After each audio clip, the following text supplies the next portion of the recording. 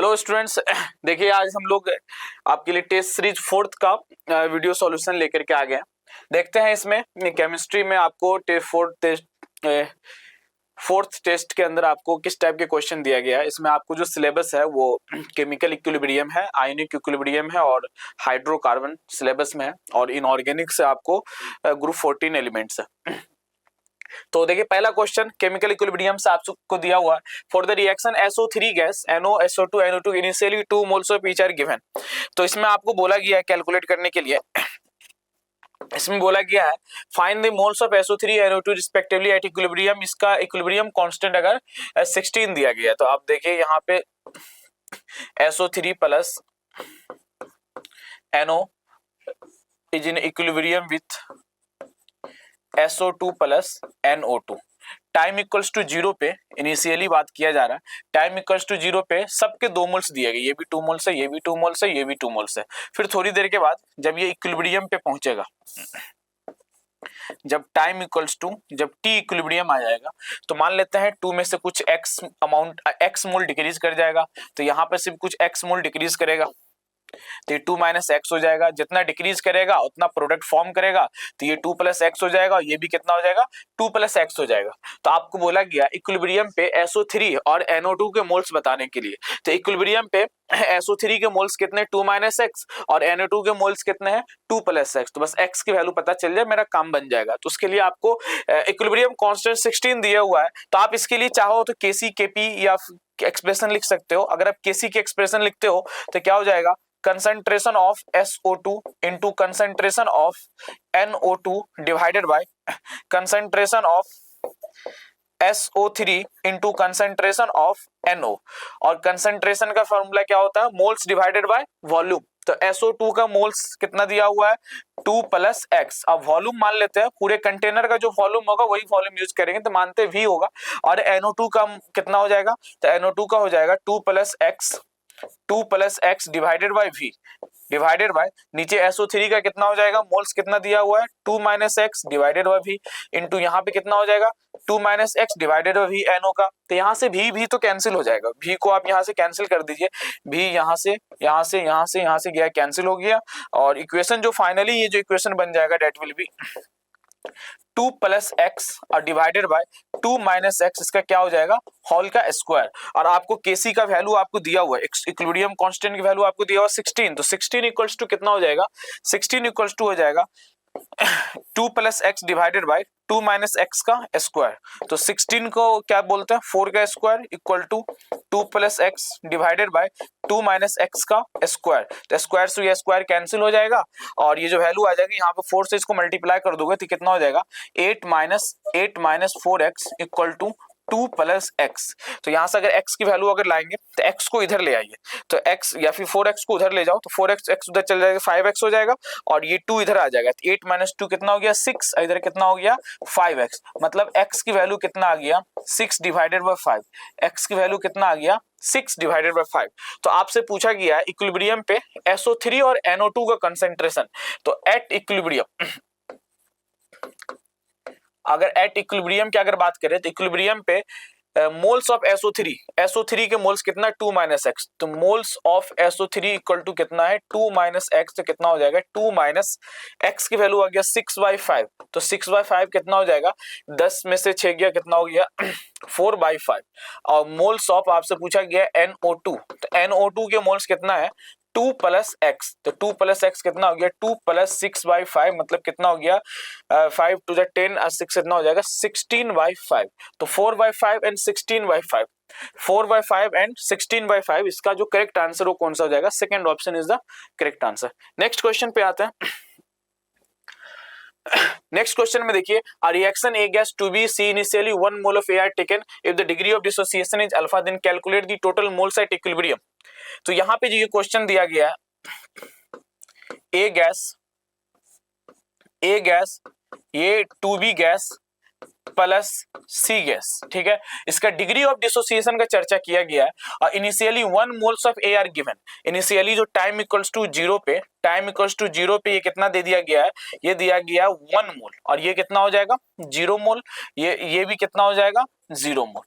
थोड़ी देर के बाद जब ये इक्विलिब्रियम पे पहुंचेगा, जब time equals to T equilibrium, तो चूंकि अल्फा यहाँ पे डिग्री ऑफ डिसोसिएशन दिया हुआ, तो इनिशियली 1 था, तो 1 में से अल्फा माइनस हो जाएगा, 1 में से 1 इंटू अल्फा माइनस हो जाएगा, मतलब आप इसको क्या बोल सकते हो 1 माइनस अल्फा बोल सकते हैं। और यहाँ पे कितना बनेगा, यहाँ पे बन जाएगा 2 अल्फा, और यहाँ कितना बन जाएगा, यहाँ पे बन जाएगा अल्फा बन जाएगा। समझ में आ रही बात। अब इसके लिए आप क्या कैलकुलेट करना है, टोटल मोल्स एट इक्विलिब्रियम ही तो कैलकुलेट करना है। तो मोल्स टोटल कितना हो जाएगा, सबको आप ऐड कर दीजिए, 1 minus alpha plus 2 alpha plus alpha, तो अल्फा अल्फा यहाँ से कैंसिल हो गया, क्या बच गया 1 प्लस 2 अल्फा, इसका करेक्ट आंसर होगा। तो 1 प्लस 2 अल्फा जो कि इसका थर्ड ऑप्शन जो है which is correct answer. Next question पे आते हैं।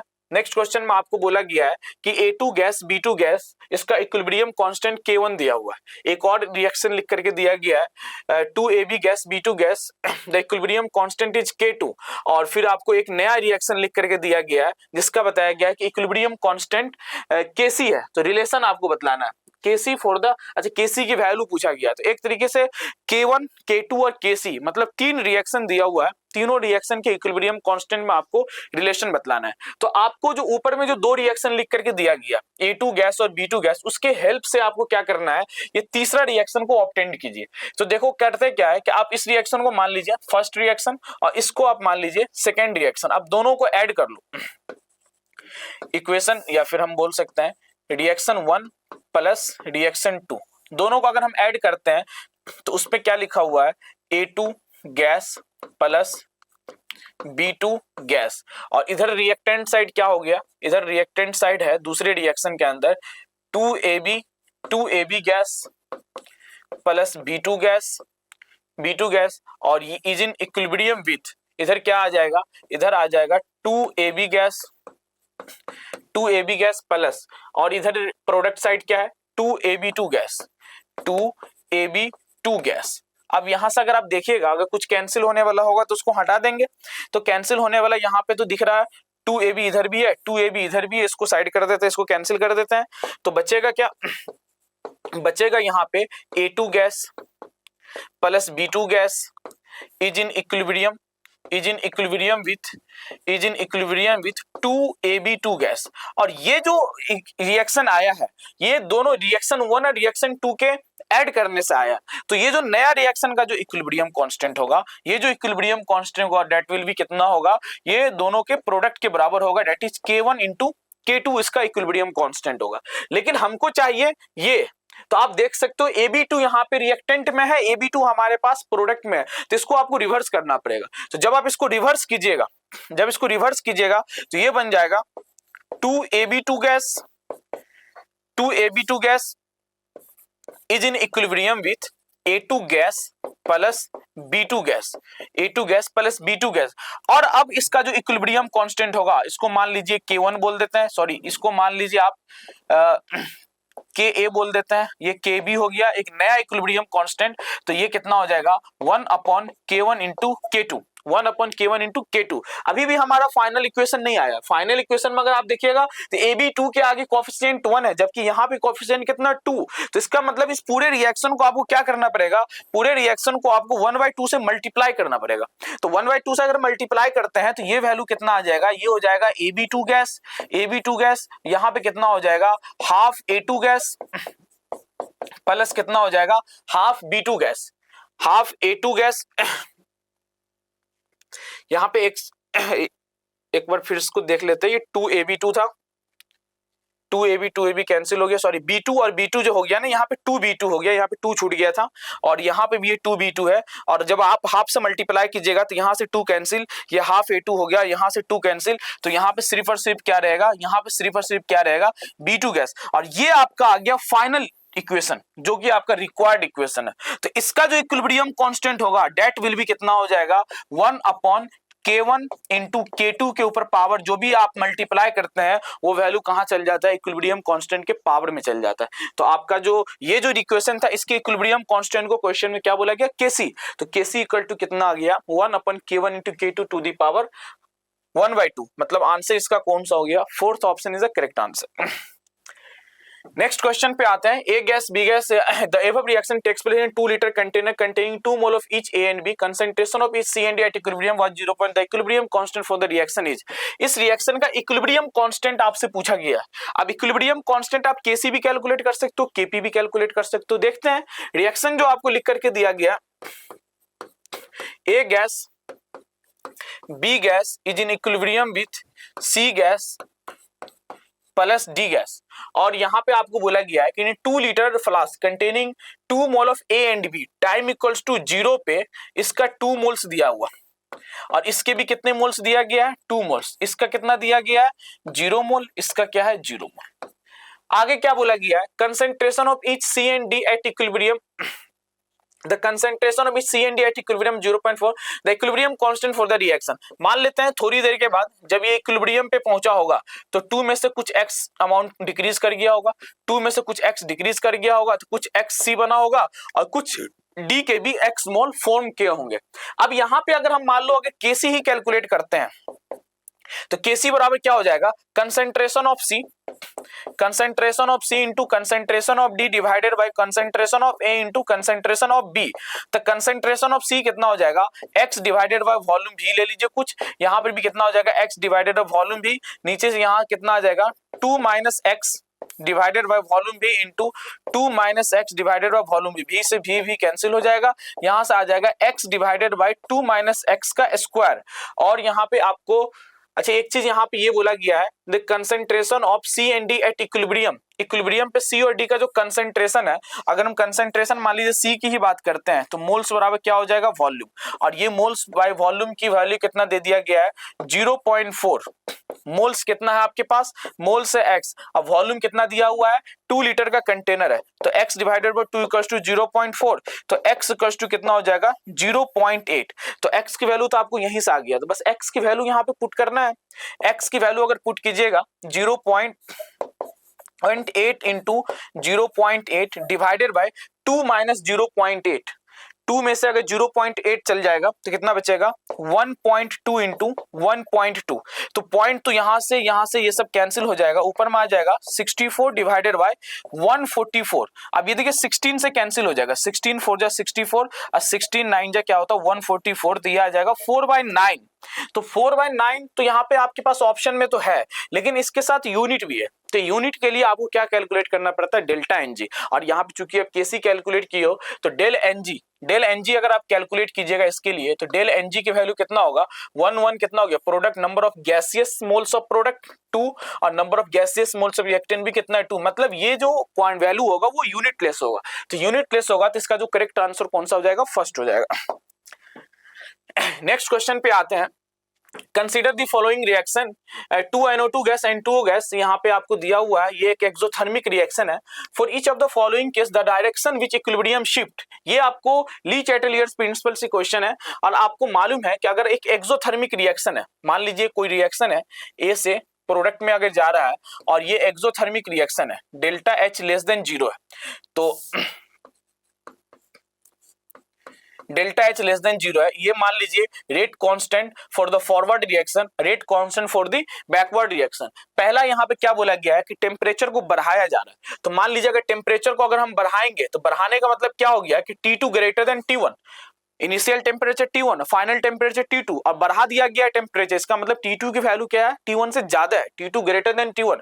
आपके पास एक फॉर्मूला होता है लॉग आर्हेनियस इक्वेशन से, log K2 upon K1 equals to 2.303 upon R, 2.303 upon R 1 upon, यहाँ पे एक्टिवेशन एनर्जी भी आता है इस फॉर्मूला में 2.303 EA divided by R into कितना हो जाएगा 1 upon T1 minus 1 upon T2।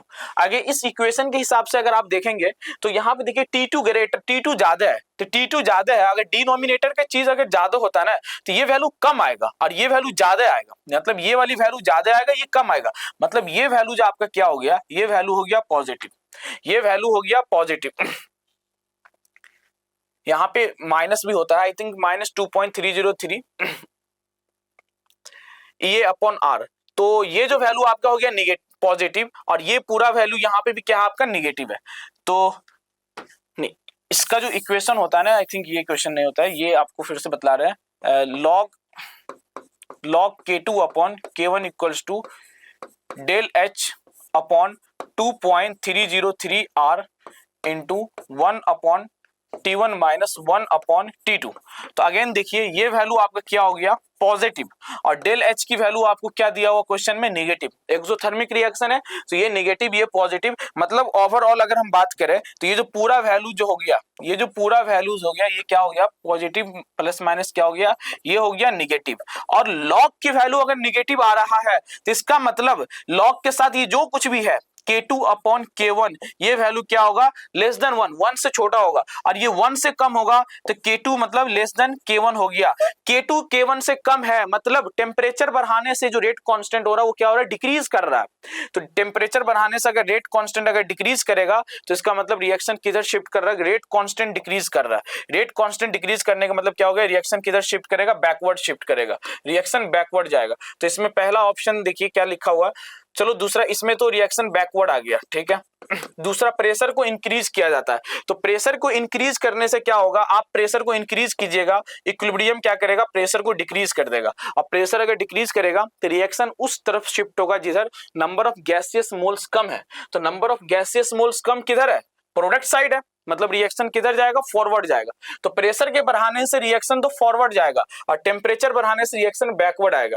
तो टुवर्ड्स द पहला ऑप्शन आपको क्या दिया हुआ है, टुवर्ड्स फॉरवर्ड, ये तो ऑप्शन होगा नहीं। सेकंड ऑप्शन दिया टुवर्ड्स बैकवर्ड, टुवर्ड्स फॉरवर्ड, तो इसका जो करेक्ट आंसर हो जाएगा वो कौन सा हो जाएगा, सेकंड आ जाएगा। नेक्स्ट क्वेश्चन पे आते हैं। नेक्स्ट क्वेश्चन आपको दिया, calculate the pH of mixture which is obtained by mixing the equal volume of two solution having pH 4 and pH 5। दो सॉल्यूशन दिया हुआ है, एक सॉल्यूशन का आपको दिया हुआ पीएच इक्वल टू 4। आपको मालूम है पीएच का फॉर्मूला क्या होता है, minus log H plus equals to कितना हो गया 4। यहां से अगर हम H प्लस की अगर कंसेंट्रेशन कैलकुलेट करेंगे तो डेट विल बी कितना हो जाएगा, 10 टू द पावर माइनस 4। एक और सॉल्यूशन दिया हुआ जिसका पीएच का वैल्यू 5 दिया हुआ है, मतलब minus log H plus equals to कितना हो गया 5। यहां से अगर H प्लस की कंसेंट्रेशन कैलकुलेट करेंगे तो 10 टू द पावर माइनस 5। तो यहां से H प्लस की कंसेंट्रेशन भी आ गया और इसकी वॉल्यूम कितना दिया हुआ V, इसकी वॉल्यूम कितना दिया हुआ V। तो हमको यहां पे कैलकुलेट करना होगा millimoles, millimoles of H plus, millimoles of H plus जो फर्स्ट सॉल्यूशन से आएगा वो कितना आ जाएगा, 10 to the power minus 4 into V। और यहां पर जो मिलीमोल्स आ जाएगा, मिलीमोल्स ऑफ H प्लस जो सेकंड सॉल्यूशन से आएगा वो डेट विल भी कितना आ जाएगा, 10 to the power minus 5 into कितना हो जाएगा, V आ जाएगा। तो अगर टोटल मिलीमोल्स अगर कैलकुलेट कर ले, total millimoles of H plus, total millimoles of H plus तो कितना हो जाएगा, वहां से आ गया 10 टू द पावर माइनस 4 भी, और यहां से कितना आ जाएगा 10 टू द पावर माइनस 5 भी। तो H प्लस की अगर आप फाइनल कंसेंट्रेशन अगर कैलकुलेट करते हैं, क्योंकि आपको क्या पूछा गया, पीएच ऑफ द मिक्सचर, तो मिक्सचर के अंदर टोटल H प्लस के कंसेंट्रेशन आपको कैलकुलेट करना पड़ेगा। और टोटल H प्लस की कंसेंट्रेशन कैलकुलेट करने के लिए मोल्स बाय वॉल्यूम के फॉर्मूला लगाओगे तो मोल्स कैलकुलेट करना पड़ेगा, मतलब टोटल मिलीमोल्स। तो टोटल मिलीमोल्स तो ये हो गया 10 टू द पावर माइनस 4 भी plus 10 to the power minus 5 भी, और डिवाइडेड बाय कितना आ गया, डिवाइडेड बाय आ गया टोटल वॉल्यूम। तो V और V दोनों का था तो टोटल वॉल्यूम कितना हो गया 2V। तो V से V तो कैंसिल हो जाएगा, तो ये वैल्यू कितना आ जाएगा, 10 to the power minus 4 common ले लीजिए तो कितना बच जाएगा, 1 प्लस 1 अपॉन 10। तो ये वैल्यू कितना आ जाएगा, ये वैल्यू आ गया आपको 10 to the power minus 4 divided by 2 into ये आपको आ जाएगा 10 1 11, मतलब 11 बाय 10 कितना हो गया 1.1, 1.1 वैल्यू आ गया। इसको अगर आप सॉल्व कीजिएगा तो ये जो वैल्यू आ जाएगा, इसको अगर मान लीजिए हम थोड़ा सा और अगर सॉल्व करें 1.1, अगर इसको 10 टू दी पावर माइनस 3 ले लेते हैं और नीचे 10 आ जाएगा, तो या फिर आप इसको ऐसे सॉल्व कर लीजिए 10 to the power minus 4 into 1.1 divided by 2। 1.1 को आप 2 से डिवाइड कर लीजिए, ये वैल्यू जो आ जाएगा आपको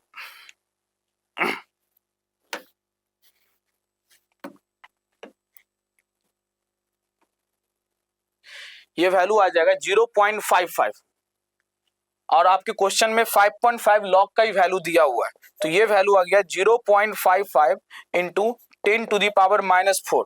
तो यहां से अगर हम चाहे तो अगर इसको 5.5 अगर लिखने की कोशिश करेंगे तो पॉइंट उठ के नीचे कितना आएगा 100, एक और एक जीरो को वहां अगर भेज देते हैं तो यहाँ पे कितना बच जाएगा, 55 डिवाइडेड बाय 10 को यहाँ रखते हैं तो ये 5.5 आ जाएगा और ये आ जाएगा 10 to the power -5।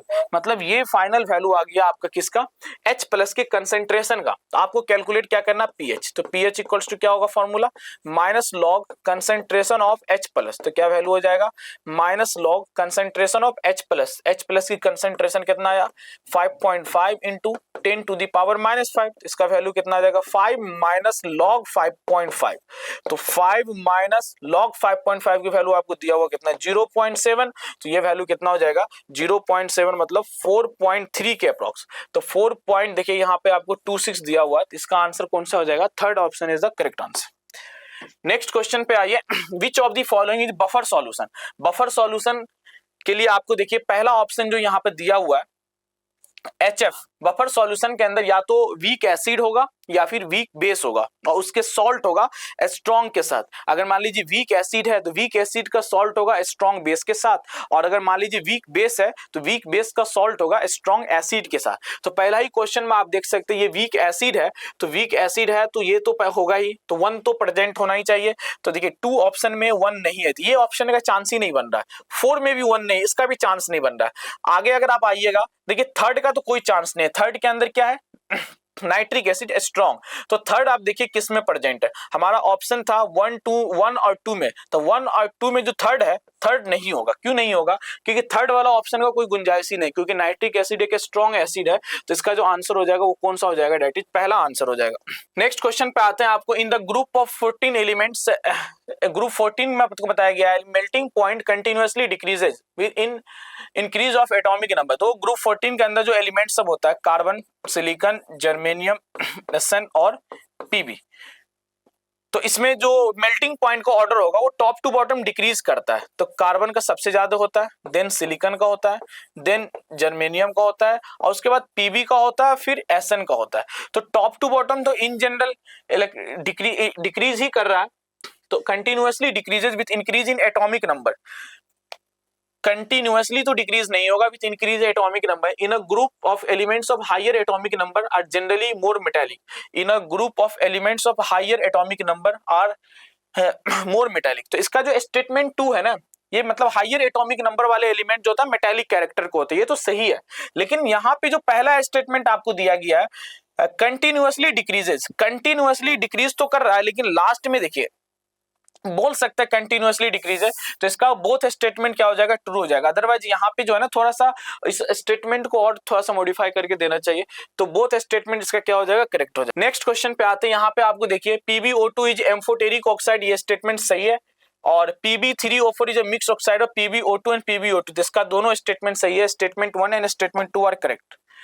Next question पे आइए, यहाँ पे बोला गया है कि 6C6H12 is an optically active hydrocarbon, gives optically active hydrocarbons gives optically inactive compound C6H14 on catalytic hydrogenation।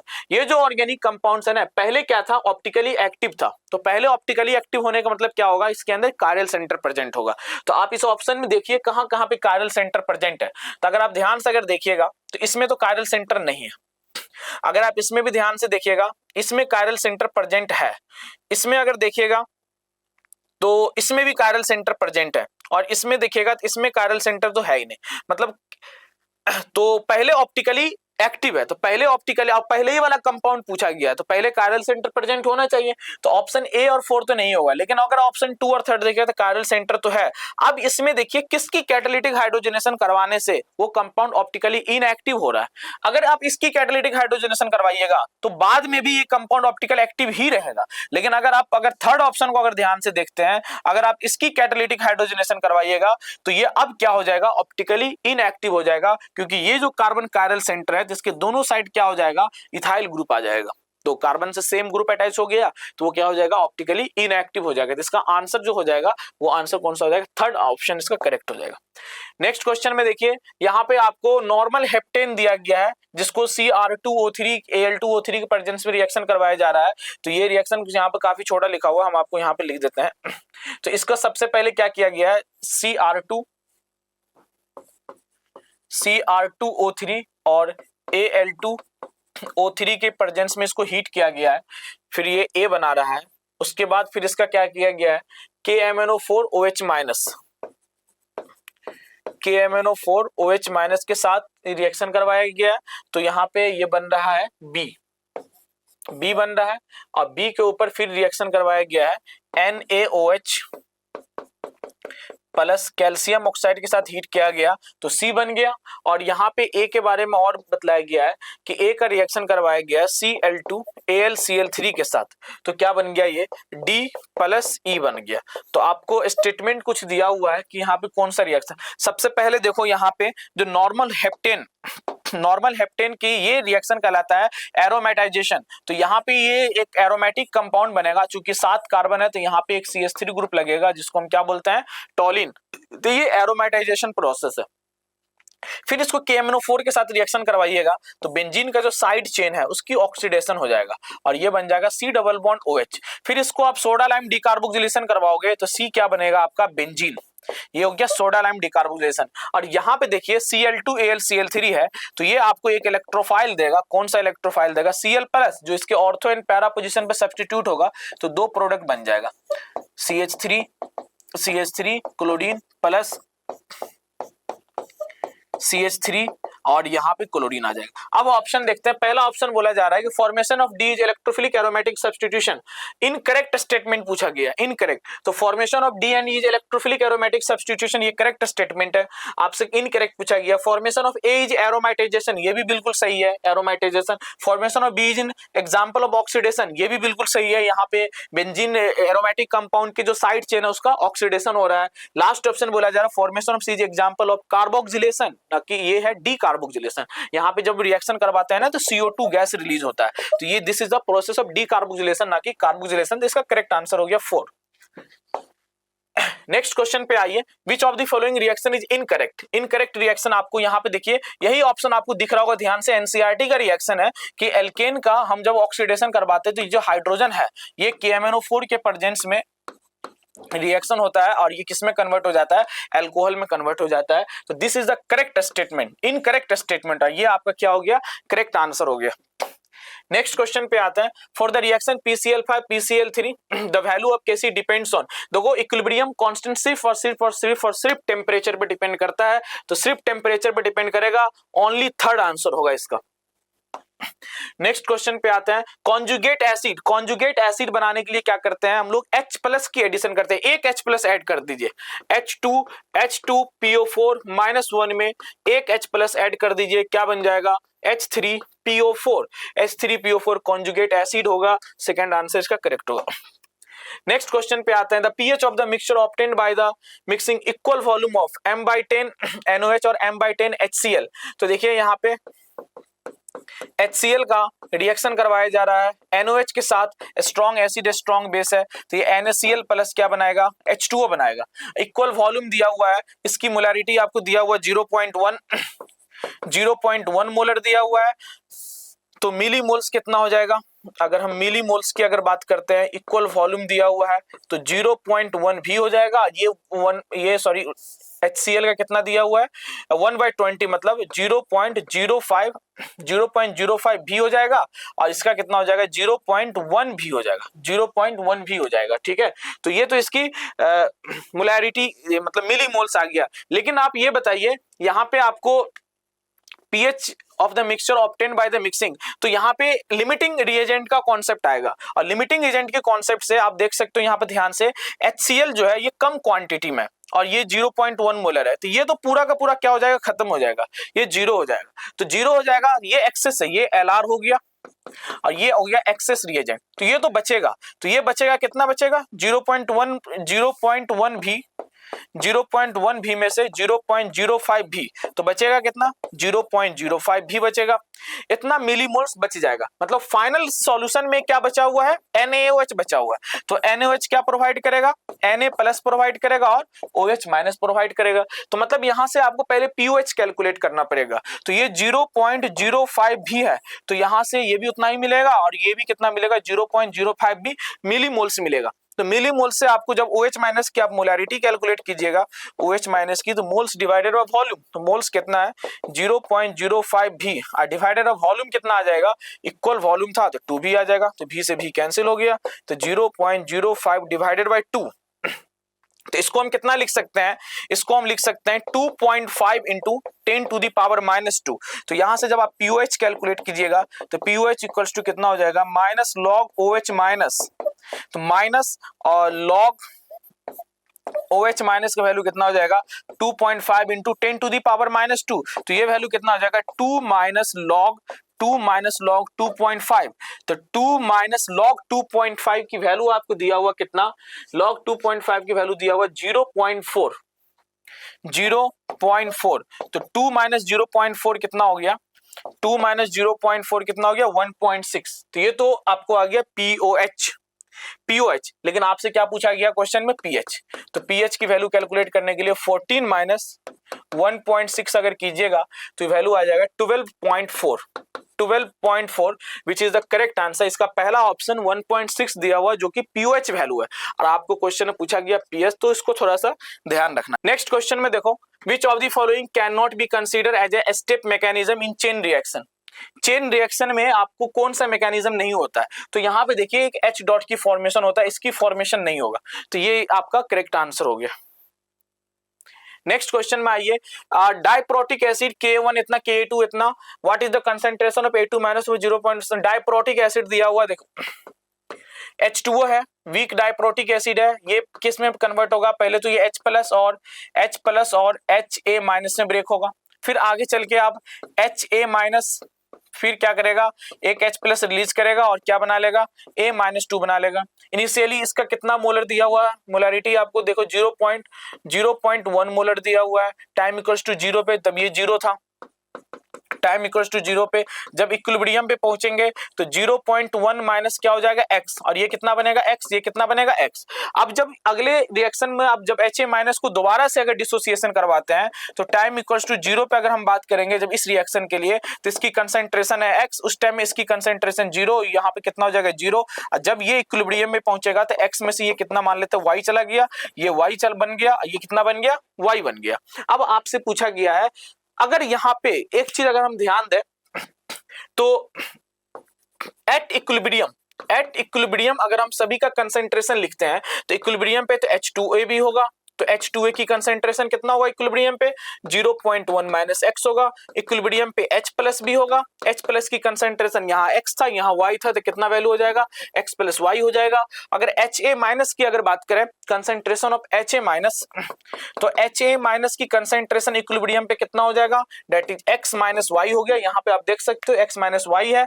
और अगर लास्ट अगर आप देखिएगा concentration of A-2, concentration of A-2 देखिएगा विच इज इक्वल टू कितना हो गया व्हाट। अब यहां पे हम एक एजम्पशन लेते हैं कि अगर मान लीजिए K1 की वैल्यू K2 से ज्यादा है या फिर K2 की वैल्यू अगर K1 से अगर कम है तो सेकेंड डिसोसिएशन को हम नेग्लेक्ट कर सकते हैं, we can neglect the second dissociation.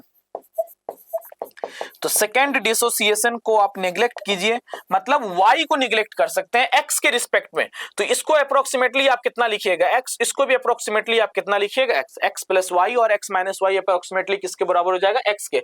अब अगर आप ये सेकेंड का अगर इक्विलिब्रियम कांस्टेंट अगर K2 का अगर एक्सप्रेशन अगर ड्रॉ करते हो तो K2 इक्वल्स टू कितना हो जाएगा, concentration of A-2 into concentration of H plus divided by concentration of Ha minus, तो K2 का वैल्यू कितना दिया हुआ, K2 का वैल्यू दिया हुआ 6 इंटू 10⁻⁻11, और A-2 का कंसंट्रेशन हम कितना लिए हैं, A-2 की कंसंट्रेशन लिए हैं y, और आपसे A-2 का ही पूछा गया तो A-2 की जगह पे हम A-2 ही रहने देते हैं, और H प्लस की कंसंट्रेशन कितना हो गया है x हो गया है, और Ha माइनस की कंसंट्रेशन कितना हो गया वो भी x हो गया, तो x कैंसिल हो गया, और A-2 की कंसंट्रेशन का वैल्यू कितना आ गया 6 इंटू 10⁻⁻11, मतलब जो K2 का वैल्यू था वही क्या हो जाएगा A-2 की कंसंट्रेशन की।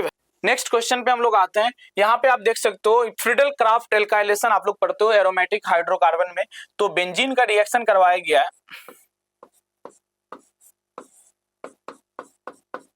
CH3 CH2 CH2 Cl और इसकी रिएक्शन करवाया गया किसके प्रेजेंस में, एनहाइड्रस AlCl3।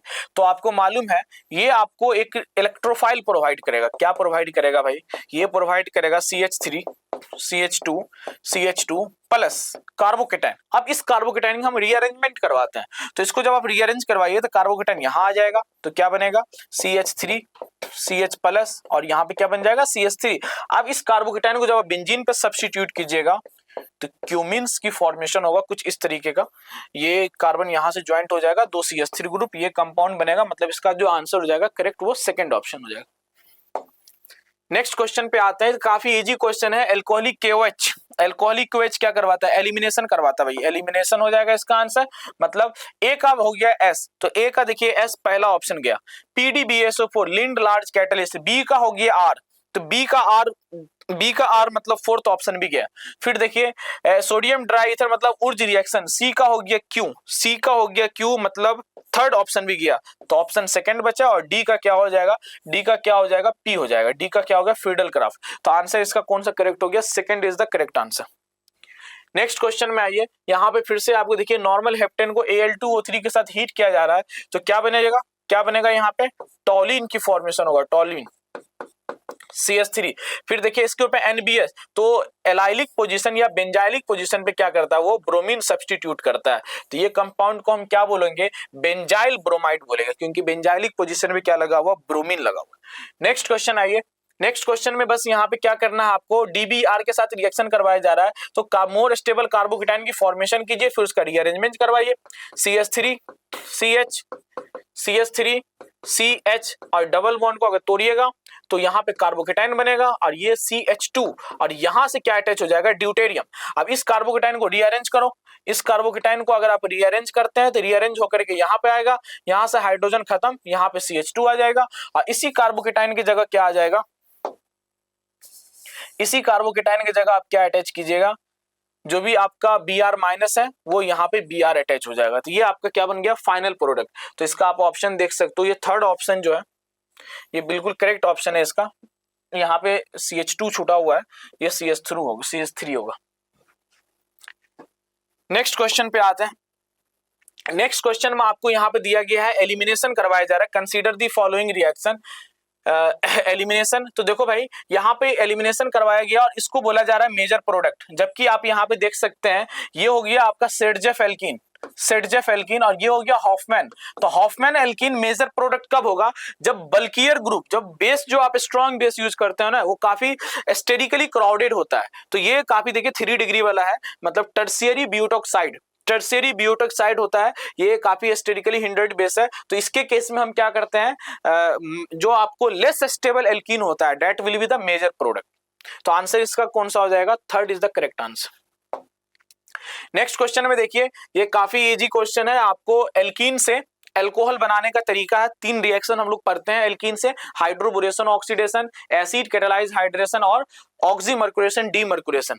तो पहला तो यहाँ पे आपको देखिए ये जो यहाँ पे OH लगाया हुआ है ये आपका हो गया हाइड्रोबोरेशन ऑक्सीडेशन में क्या करते हैं, BH3 THF के प्रेजेंस में रिएक्शन करवाते हैं पहले स्टेप में, और फिर क्या यूज करते हैं H2O2 OH माइनस। तो और यहाँ पे हम क्या करते हैं H2O की एडिशन करवाते हैं according to anti Markovnikov's rule. तो एंटी मार्कोनिकॉप्स रूल के अकॉर्डिंग हेडिंग का मतलब यहाँ पे OH लग जाएगा, तो ये जो हो गया आपका क्या हो गया हाइड्रोबोरेशन ऑक्सीडेशन। फिर यहाँ पे देखिए ये जो करवाया गया मार्कोनिकॉप्स रूल के अकॉर्डिंग, तो यहाँ पे क्या हो जाएगा ऑक्सीमर्कुरेशन डीमर्कुरेशन। और यहाँ पर हम क्या करते हैं पहले स्टेप में यूज करते हैं HgOAc होल ट्वाइस H2O, और दूसरे स्टेप में हम क्या यूज करते हैं NaBH4। और ये जो हो गया यहाँ पे तो कार्बोकेटाइन की रीअरेंजमेंट भी करवाते हैं, which is acid catalyse hydration, मतलब X हो गया हाइड्रोबोरेशन ऑक्सीडेशन। तो आप यहाँ पे अगर पहला सेकंड ऑप्शन देखिए तो हाइड्रोबोरेशन ऑक्सीडेशन है, फिर ऑक्सीमर्कुरेशन डीमर्कुरेशन है, तो ये तो आंसर नहीं होगा क्योंकि बीच में पहले हाइड्रेशन दिया हुआ। फिर अगर आप हाइड्रोबोरेशन ऑक्सीडेशन ऑक्सीमर्क्यूरेशन, डीमर्क्यूरेशन और देन हाइड्रेशन है। तो इसका आंसर कौन सा हो जाएगा? करेक्ट आंसर होगा थर्ड। नेक्स्ट क्वेश्चन पे आइए। यहाँ पे आपको बोला जा रहा है ऑर्थोबोरिक एसिड का जो यहाँ पे आपको रिएक्शन दिया गया BOH होल थ्राइस NaBO2। देखिए यहाँ पे क्या होता है कि ये एडिशन ऑफ सिस 1,2 डायल, इसका पहला ही ऑप्शन करेक्ट है, क्योंकि ये जो कंपाउंड बन रहा है ना BOH होल 4 -1, ये इसके साथ क्या करेगा? एक स्टेबल कॉम्प्लेक्स की फॉर्मेशन करता है कुछ इस तरीके से, BOH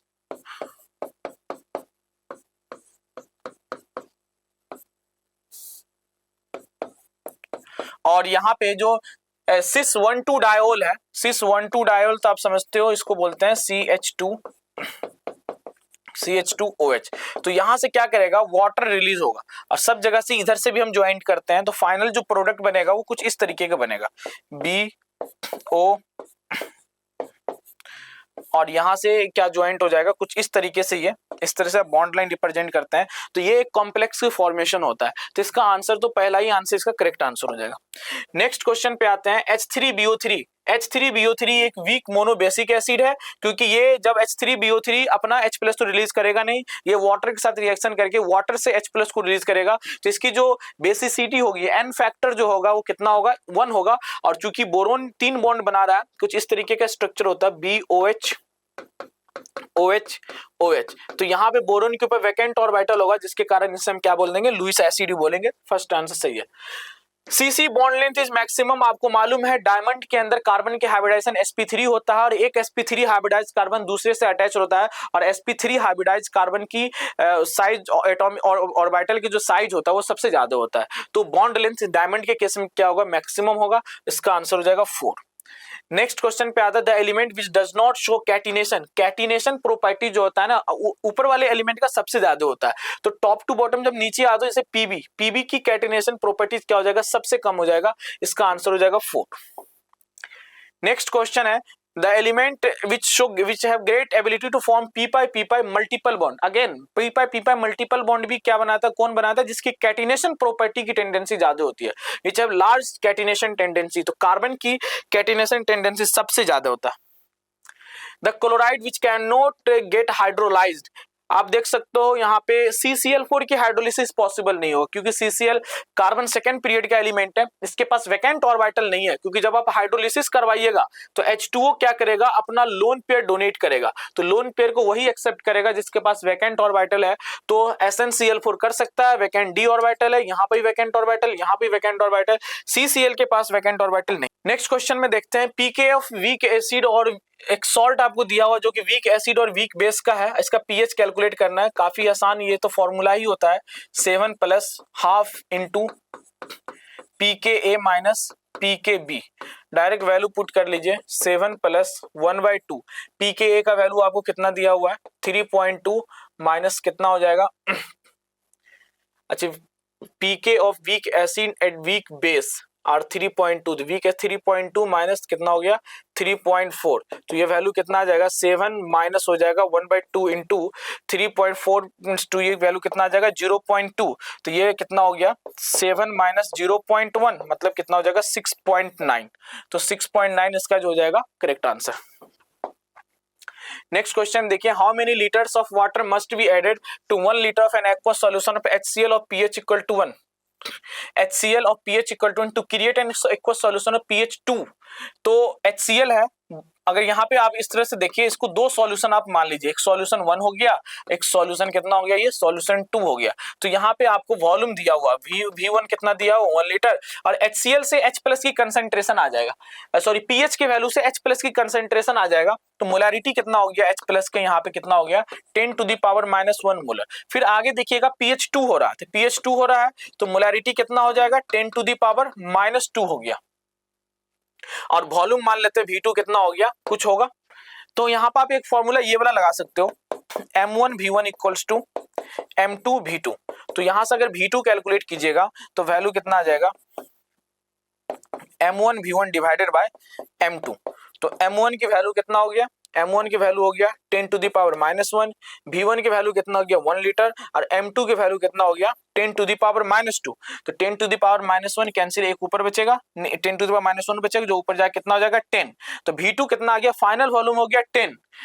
और इनिशियली लिया कितना गया था 1 लीटर, फाइनली हो गया 10th, इसका मतलब उसने कितने वाटर ऐड किया गया 9 लीटर।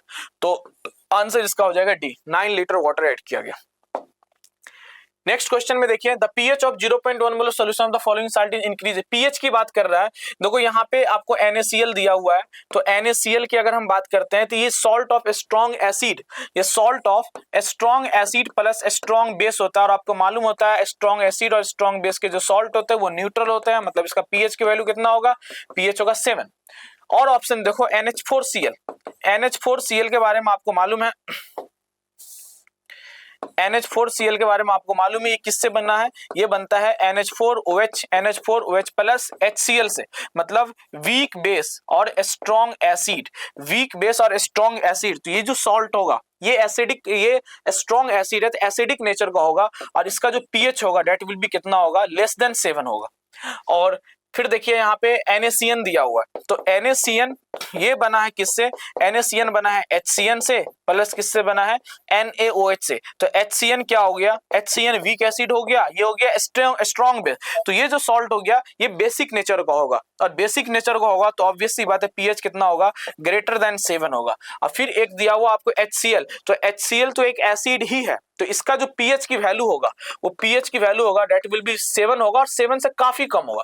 तो अगर सबसे ज्यादा पीएच की अगर हम बात करें तो सबसे ज्यादा जो पीएच की यहाँ पर ऑर्डर पूछा गया है तो HCN का तो पीएच सबसे, सॉरी NaCN का पीएच सबसे ज्यादा होगा, NaCN का सबसे ज्यादा होगा, पीएच ग्रेटर देन 7। फिर आप ले लीजिए इसके बाद NaCl को ले लीजिए, और NaCl के बाद है पीएच लेस देन 7, मतलब NH4Cl को आप ले लो, और सबसे लास्ट में कौन सा आ जाएगा, HCl। ये हो गया इसका करेक्ट ऑर्डर। तो आंसर इसका कौन सा हो जाएगा, second is the correct answer. फिर अगर आप नेक्स्ट क्वेश्चन में अगर देखिएगा the best indicator for the detection of and point of titration, तो यहाँ पे इसका आंसर हो जाएगा फिनोप्थिलीन, जिसका पीएच जो लाई करता है बिटवीन 8 to 9.6।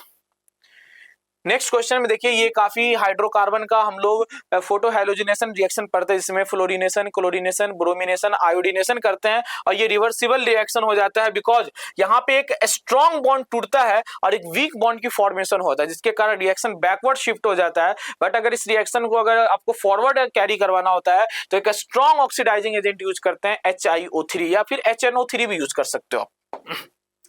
नेक्स्ट क्वेश्चन में देखिए the compound which is most reactive towards electrophilic nitration, towards electrophilic nitration, अगर हम इसके ऊपर नाइट्रेशन करवाते हैं NO2 प्लस, मतलब इलेक्ट्रोफिलिक सब्स्टिट्यूशन करवाते हैं, तो रिएक्शन किस में ज्यादा फास्टर रिएक्ट होगा, तो जिसमें जो रिंग को एक्टिवेट करेगा, मतलब ग्रुप ऐसा अटैच होना चाहिए जिसको एक्टिवेटिंग ग्रुप प्रेजेंट होना चाहिए। और एक्टिवेटिंग ग्रुप कौन होता है, जो इलेक्ट्रॉन डोनेट करता है, या अगर विड्रॉइंग में भी होगा तो जो कम इलेक्ट्रॉन विड्रॉ करता हो। तो यहाँ पे CH3 है जो कि प्लस H लगाएगा, COOH है जो कि माइनस M लगाएगा, ये NO2 भी माइनस M लगाएगा। तो ये सब तो विड्रॉइंग हो गया, डीएक्टिवेट करेगा, और ये कुछ हो ही नहीं रहा, एटलीस्ट इसमें तो एक्टिवेटिंग हो रहा है, इलेक्ट्रॉन डोनेट हो रहा है, तो इसका पहला आंसर करेक्ट हो जाएगा।